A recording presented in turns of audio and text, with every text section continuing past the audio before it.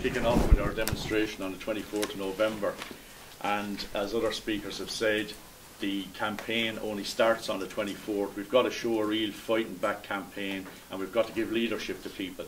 If I could just make a few points in addition to what Mick, John and Jack have said.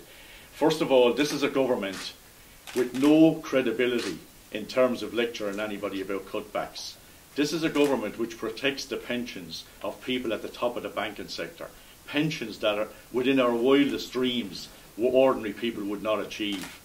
They're protecting the pensions of the former cabinet, the Bertie Ahern's, the Dermot Ahern's, the Noel Dempsey's and the Martin Cullens, all who are on pensions which are a disgrace within a climate where a government is lecturing ordinary people on cutbacks.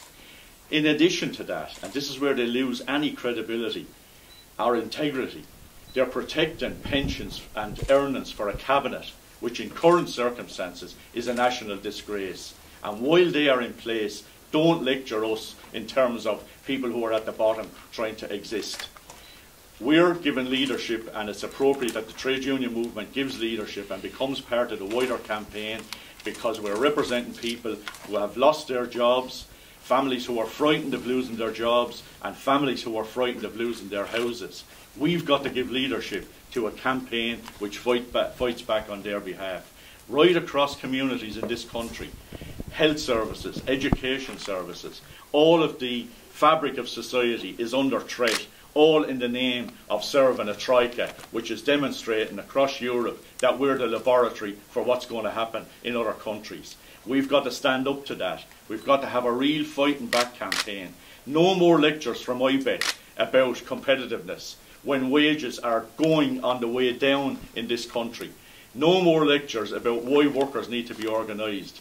We need an increase in the minimum wage, heading towards a figure of €10 in the very near future. A minimum wage that's fixed at $8.60 an hour since 2007. That's got to be increased. That brings workers onto some improved standard of living, but also money that will be spent immediately in the domestic economy.